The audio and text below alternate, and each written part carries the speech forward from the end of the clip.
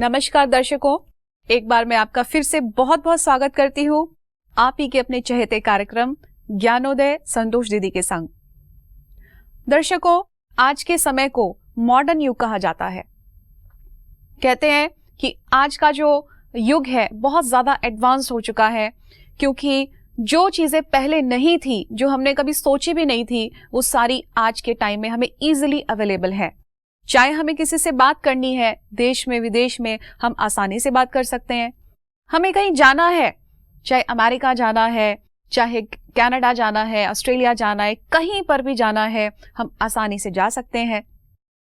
एक तरह से देखा जाए, साइंस और टेक्नोलॉजी ने हमारी लाइफ को बहुत सारे कंफर्ट्स दिए हैं और हम कहते हैं कि आज के टाइम में ये सारी चीजें होने से लाइफ इजी हो गई है। लेकिन इसके विपरीत देखें, ये भी कहते हैं कि आज की लाइफ बहुत टफ हो गई है, क्योंकि जहां ये साधन बढ़ते जा रहे हैं, एडवांसमेंट्स और कंफर्ट्स बढ़ती जा रही हैं, वहां पर कहीं ना कहीं लोगों को यही लगता है कि अंदर फिर भी कमी है। सब कुछ होते हुए भी क्यों लगता है कि अंदर खोखलापन है, अशांति है। तो आखिर ये सब क्यों हो गया है? इतना सब कुछ होने के बावजूद भी अंदर से फिर भी आदमी क्यों संतुष्ट नहीं है? आज इसी विषय पर चर्चा करेंगे। हमारे बीच में मौजूद हैं हर बार की तरह आदरणीय संतोष दीदी जी। दीदी, आपका मैं फिर से इस एपिसोड में बहुत बहुत स्वागत करती हूँ। ओम शांति। ओम शांति। दीदी, जैसे कि आज के इस युग को हम बहुत एडवांस युग कहते हैं कि जो चीजें पहले कभी भी किसी युग में नहीं थी वो आज के टाइम में है। चाहे इंटरनेट है, आज इंटरनेट की वजह से, सैटेलाइट्स आने की वजह से कितनी ज्यादा लाइफ इजी हो गई है। हम इजीली कम्युनिकेट कर सकते हैं, अपनी बात सिर्फ सेकंड्स में हम पहुंचा सकते हैं। लेकिन इसके बावजूद भी लाइफस्टाइल लोगों की टफ होती जा रही है। तो क्या कारण है, क्यों ऐसा होता जा रहा है? इतना सब कुछ कंफर्ट्स होने के बावजूद भी कहेंगे कि कंफर्ट्स का आडंबर लग चुका है आज के टाइम में, लेकिन फिर भी लोग संतुष्ट नहीं है, दुखी हैं, परेशान है। आखिर क्या कारण है इन सब का? साधनों से संतुष्टि नहीं होती, साधना से संतुष्टि होती है। जी। आज साइंस ने बहुत साधन तो दे दिए, परंतु साधना को छीन लिया है। साधना करने के लिए किसी के पास फुर्सत नहीं है, सब साधनों के पीछे लगे हुए हैं। जैसा आप देखेंगे, रावण का राज था, आज की दुनिया को तो रावण राज ही कहना चाहिए। जी। रावण के राज में सब सुख सुविधाएं थी, सोने की लंका थी उसकी, बताते हैं ना, सब ऐसी कोई भी कमी नहीं थी जो आप वर्णन करती हो, वो वहां भी सब कुछ था। जी। इसलिए कहते हैं कि रावण ने जो 5 तत्व है उसको अपने खटिया से बांध के रखा हुआ था। बांधा हुआ है ना, आप जब भी चाहिए तभी स्विच ऑन करो, लाइट आ जाती है, नल खोलो, पानी आ जाता है।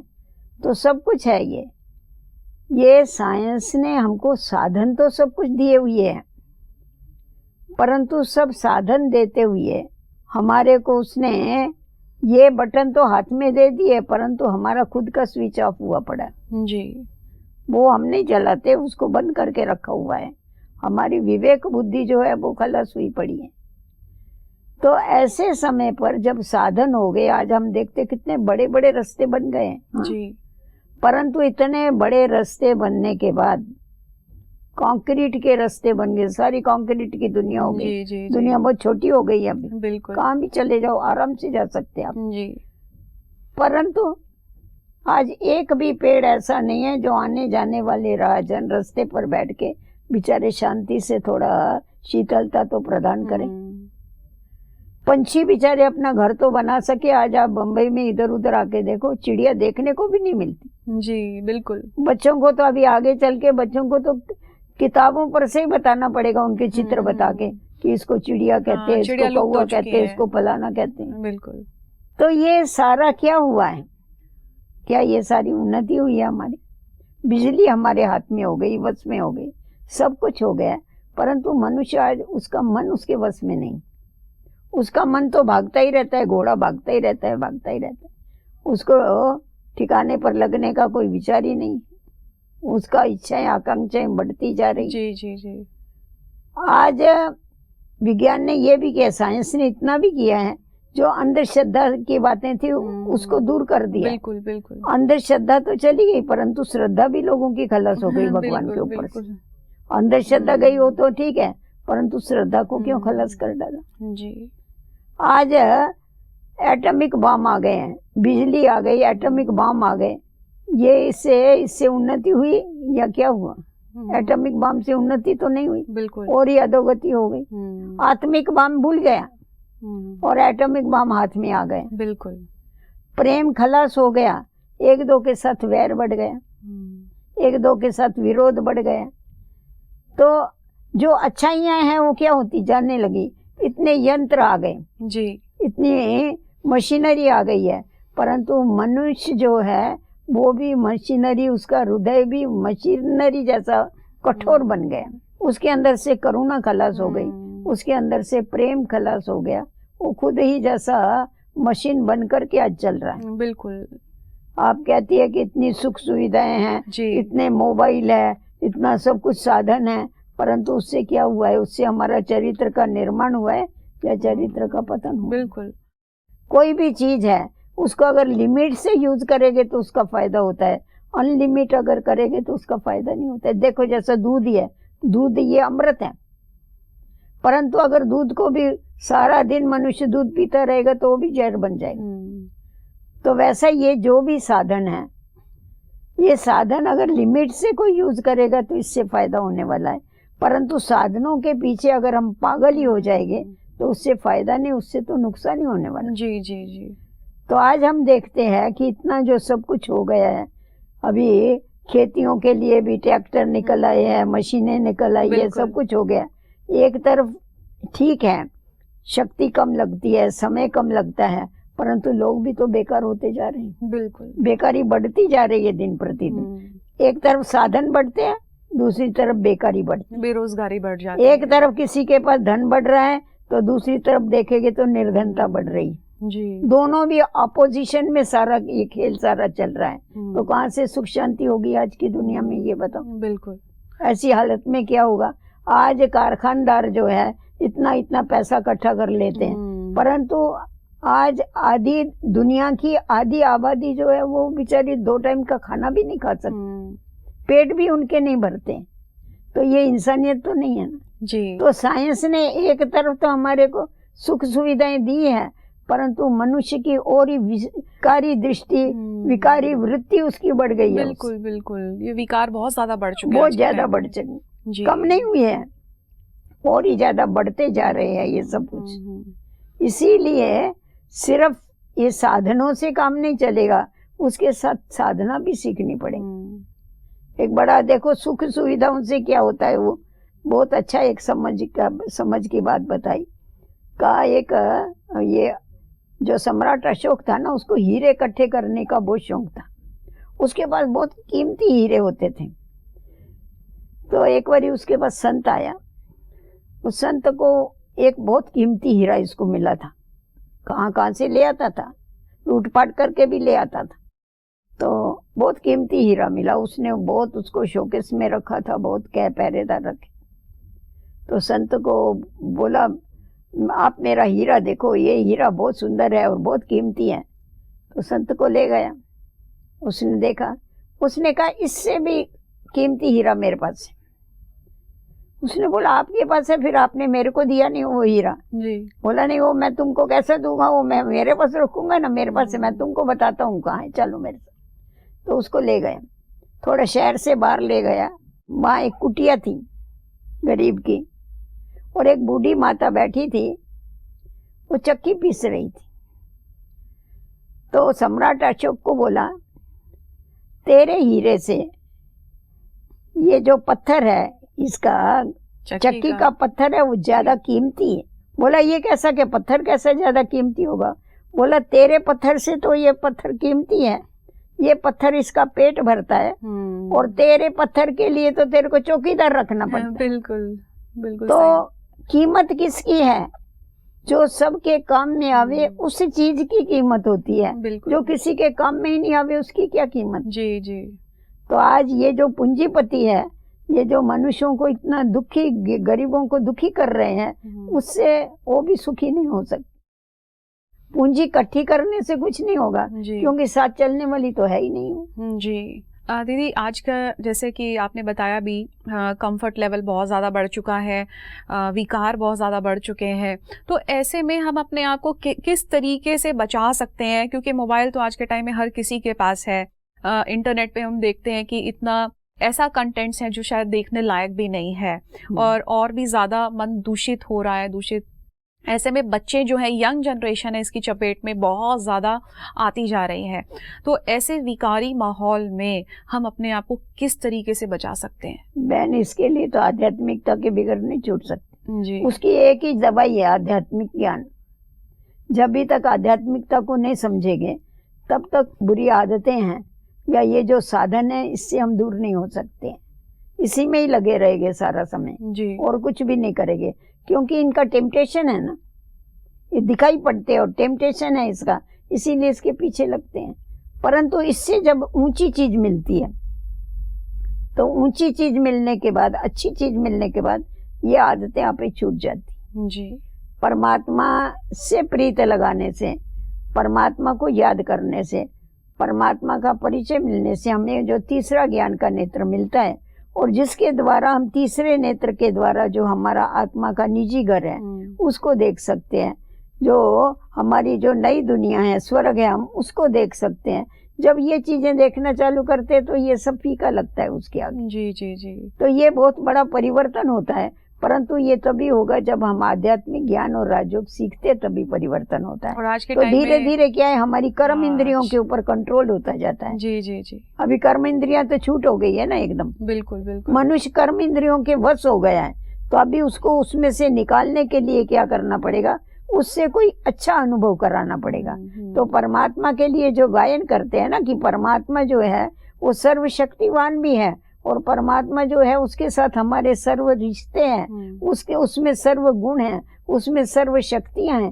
तो जैसा जैसा हम उसको याद करते हैं ना, तो उसके द्वारा हमको अनुभूतियां होती है, उसकी शक्तियों की अनुभूतियां होती है, उसके गुणों की अनुभूतियां होती है, प्रेम की अनुभूति होती है, पवित्रता की अनुभूति होती है। उस अनुभूति के आधार पर हम ये छोड़ सकते हैं, जी जी इससे जी। दूर हो सकते हैं, बाकी और कोई उपाय नहीं। जी दीदी आज का जो टाइम है, जैसे कि बहुत ज़्यादा क्रिटिकल होता जा रहा है, बहुत ज़्यादा चैलेंजिंग होता जा रहा है, तरह तरह की बातें दुख शांति की हमारे सामने आती जा रही है, ठीक है, उलझनें बढ़ती जा रही है, समस्याएं बढ़ती जा रही है, हर चीज़ का लेवल जो है बढ़ता जा रहा है। जहाँ हम मेडिकल क्षेत्र में देखें, कहते हैं कि जितनी ज़्यादा मेडिकल फैसिलिटी बढ़ रही हैं उतनी ही बीमारियां भी बढ़ रही हैं, है ना, और जितनी कहते हैं कि भीड़ बढ़ती जा रही है उतना मनुष्य भी अकेला होता जा रहा है।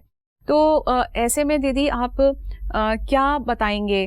जैसे स्पिरिचुअलिटी तो आपने बताई, कुछ ऐसी बातें जो लोग इजीली अडॉप्ट कर सकें ताकि वो अपनी लाइफस्टाइल को थोड़ा इजी बना सकें। देखो, अकेला तो सबके होते हुए भी अकेला समझते अपने को, परंतु जब अकेला समझते हैं तो किसी भी बात का मुकाबला नहीं कर सकते। अकेला समझने से यही बहुत बड़ा नुकसान होता है जी जो कोई भी परिस्थिति आती है तो उसका मुकाबला नहीं होता, इसीलिए डिप्रेशन बढ़ते हैं, इसीलिए मानसिक बीमारियां बढ़ती हैं। तो अगर इससे छूटना होगा तो हमारे को आपसी प्रेम बढ़ाना पड़ेगा, स्नेह बढ़ाना पड़ेगा। जितना जितना हम एक दो के नजदीक आएंगे तो हम उनकी विशेषताओं को देख के नजदीक तभी आया जाता है जब हम औरों की अच्छाई देखते हैं। अगर बुराई देखते हैं तो नफरत आती है, अच्छाई देखते हैं तो प्रेम होता है। तो हम जब अपनी दृष्टि को गुणग्राही बना लेते हैं, औरों की अच्छाई देखते हैं, और जितना जितना हम एक दो के नजदीक आते जाते हैं, नजदीक आने से हम कभी भी अकेले नहीं हो सकते जी। और जब हमारे अंदर प्रेम आता है तो हम जरूर उनको सहयोग देते हैं, हम सहयोग देते हैं तो हमको सामने वाले से भी सहयोग मिलता है। तो इसीलिए हमारे को ये रहता है कि हमको इतना सहयोग देने वाले सब हैं। और सबसे बड़ी बात तो हम जब अपना बुद्धि का योग ईश्वर के साथ लगाते हैं तो उससे हमारे को शक्तियां मिलती हैं। जी जी। तो आपस में हम एक दो के साथ मिलजुल करके चल सकते हैं। तो जब तक हम आपस में एक दो के साथ मिलजुल के नहीं चल सकते, एक दो के दुख दर्द को हम नहीं समझ सकते हैं, तब तक हम एक दो के नजदीक नहीं हो सकते। जी जी जी। तो जैसा हमारे को किसी बात का दुख है तो दूसरे को दुख है तो उसको हमें अपना समझना पड़ेगा। उसकी कमी है तो हमको ये समझना पड़ेगा वो उसकी कमी नहीं है, वो मेरी कमी है। जैसा मैं मेरी कमी को निकालने के लिए पुरुषार्थ करती हूँ, वैसा सामने वाले के अंदर कोई डिफेक्ट है तो उसको निकालने के लिए मुझे अपनी मदद देनी पड़ेगी जी। ऐसा नहीं उसकी कमी को हम चारों तरफ फैलाना चालू कर देवे। आजकल तो यही होता है ना, अकेलापन इसीलिए होता है क्योंकि किसी की भी कमी देखेंगे ना तो चारों तरफ फैला देंगे तो वो हमारे से दूर हो जाता है। ऐसा एक एक एक एक करके दूर होता जाता है। हमारे जो मित्र हैं, हमारे जो शुभ चिंतक है, वो और ही हमारे साथ उल्टा व्यवहार करते हैं। क्यों? क्योंकि हमने उल्टा किया हुआ होता जी है। जी बिल्कुल। तो जैसा हरेक मनुष्य जो है वो अपनी कमी को कभी फैलाता नहीं है, तो हमको औरों की कमियों को भी फैलाना नहीं है, परंतु हमको मदद दे करके क्या करना है, उस जिसमें वो फंस गए हैं उससे हमारे को बाहर निकालने का काम करना है। बिल्कुल। दीदी एक आपने वर्ड यूज किया था रावण राज्य, तो इसके विपरीत यदि हम राम राज्य की बात करें तो हम राम राज्य को किस तरीके से इस विश्व में ला सकते हैं? राम राज्य को इस विश्व में लाने के लिए हमारे को पहले अपने विचारों को बदली करना पड़ेगा, अपने व्यवहार को बदली करना पड़ेगा, क्योंकि राम राज्य में निर्विकारी देवी देवता निवास करते हैं। तो हमारे को इस विश्व में अगर राम राज लाना है तो हमारे को पहले वो जो विषय विकार है उससे मुंह मोड़ना पड़ेगा जी। तो जितना जितना हम इन विषय विकारों से मुंह मोड़ते जाते हैं, अपने जीवन को पवित्र बनाते हैं, अपने जीवन को श्रेष्ठ बनाते हैं, तो हमारी श्रेष्ठता को देख के दूसरे भी श्रेष्ठ बनते जाते हैं। कोई समझता है मैं एक बदलूंगा तो क्या होगा, नहीं, हम एक से ही तो ये सारी सृष्टि बनती है ना जी। तो हम अगर अपने में परिवर्तन लाते हैं, हमारे को देख के दूसरे भी परिवर्तित होते जाते हैं जी। तो ये जो दुखमय संसार है ये किसने बनाया? हम मनुष्य नहीं बनाया। बिल्कुल। ये पहले तो सुखमय था ना, परंतु समय के अनुसार ये दुखमय हो गया। अभी फिर से इसको सुखमय बनाने के लिए हमारे को अपने से परिवर्तन करना पड़ेगा, हमारे को दिव्यता अपने में लानी पड़ेगी, हमारे को श्रेष्ठता अपने में लानी पड़ेगी, जो हमको देख करके और सीखे तो वो भी अपने जीवन में उस दिव्यता को धारण कर सके। जी जी जी। ऐसा करके धीरे धीरे सारा विश्व चेंज हो जाएगा जी। तो दीदी ये जो राम राज्य रावण राज्य की जैसे आपने बात की है कि किस तरीके से हम राम राज्य ला सकते हैं, अपने संस्कारों का परिवर्तन कर सकते हैं, तो राम राज्य तो समझ में आ गया। ये रावण क्या चीज है, रावण का एग्जैक्ट अर्थ क्या है? अभी देखो, रावण को हमेशा 10 सिर वाला बताते हैं, विद्वान भी बताते हैं उसको, पंडित भी बताते हैं, 10 सिर वाला भी बताते हैं। तो 10 सिर वाला तो कोई व्यक्ति होगा नहीं ना। अगर 10 सिर वाला होगा तो बेचारे को कितनी दिक्कत होगी उसको। आज भी किसी को 2 सिर वाला कभी कभी कोई बताते हैं, आता है पेपर वेपर में, बोलते हैं डिफेक्टेड है। हाँ, डिफेक्टेड बोलते हैं। हाँ, डिफेक्ट, कितना डिफेक्ट। और जिसको 10 सिर होगा उसकी तो हालत ही खराब हो जाए। तो ये क्या है? सिंबल है। ये है 5 विकार स्त्री के और 5 विकार पुरुष के। काम, क्रोध, लोभ, मोह, अहंकार स्त्री, काम, क्रोध, लोभ, मोह, अहंकार पुरुष। ये आज जो हर एक घर में अशुद्ध प्रवृत्ति मार्ग चल रहा है ना, ये उसका सिंबल। तो ये जो विषय विकार है इसका प्रतीक रावण बनाते हैं और हर बरस उस रावण को जलाते हैं जी। क्योंकि रावण सारा बरस मनुष्यों को जलाता रहता है। कभी काम की अग्नि में जलते हैं, कभी क्रोध की अग्नि में जलते हैं, कभी मोह की फांसी में लटके रहते हैं, कभी लोभी बन जाते हैं। तो ये सारा बरस तो रावण इनको सताता है जी। तो दशहरे के दिन ये क्या करते? रावण को जला देते, समझते रावण मर गया। परंतु जो व्यक्ति एक बारी मरता है उसको घड़ी घड़ी नहीं जलाया जाता है, उसको एक ही बारी जलाया जाता है। हर बरस रावण को जलाते, इसका मतलब यही हुआ कि रावण अभी तक मरा नहीं है, तो उसका सिंबल बना के जला देते। पर जो हमारे अंदर रावण बैठा हुआ है उस रावण को निकालने की आवश्यकता है जी। उस रावण को हम तब निकाल सकते हैं क्योंकि इन 5 विकारों की जो उत्पत्ति है वो देह अभिमान के द्वारा होती है। देह अभिमान आने के बाद ही ये दूसरे विकार आते हैं, काम आता है, क्रोध आता है, लोभ आता है, ये सब आते हैं। तो ये 5 विकार छोड़ने के लिए हमको पहले देह अभिमान, बॉडी कॉन्शियस छोड़ना पड़ेगा। उसके लिए हमें आत्माभिमानी बनना पड़ेगा।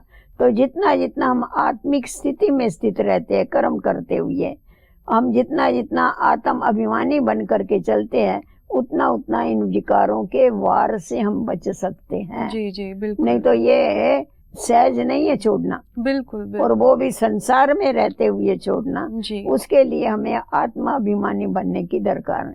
आत्मा समझने के बाद ही हम एक दो के साथ जब व्यवहार करते हैं तो समझते हैं हम एक ही पिता की संतान हैं।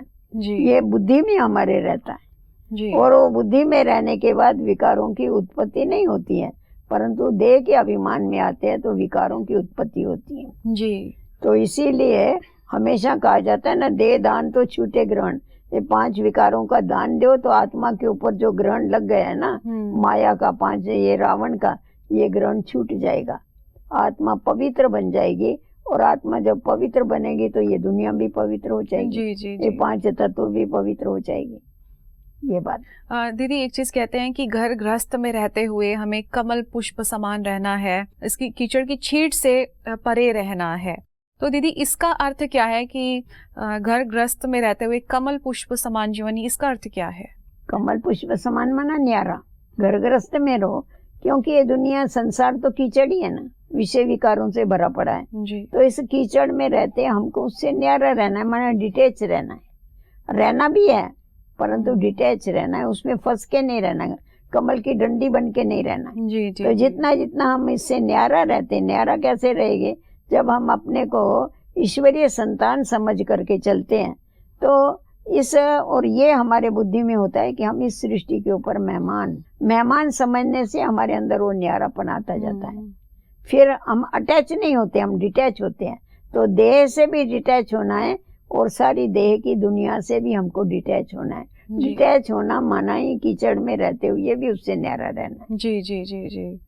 दीदी आज आपने जो आज के समय को लेकर के जो बातें बताई हैं कि वास्तव में टेक्नोलॉजिकल एडवांसमेंट ही कोई ग्रोथ नहीं है, उल्टा अपोजिट हो गया, आत्मा एकदम विकारों में लिप्त हो गई और उसका डाउनफॉल हो गया।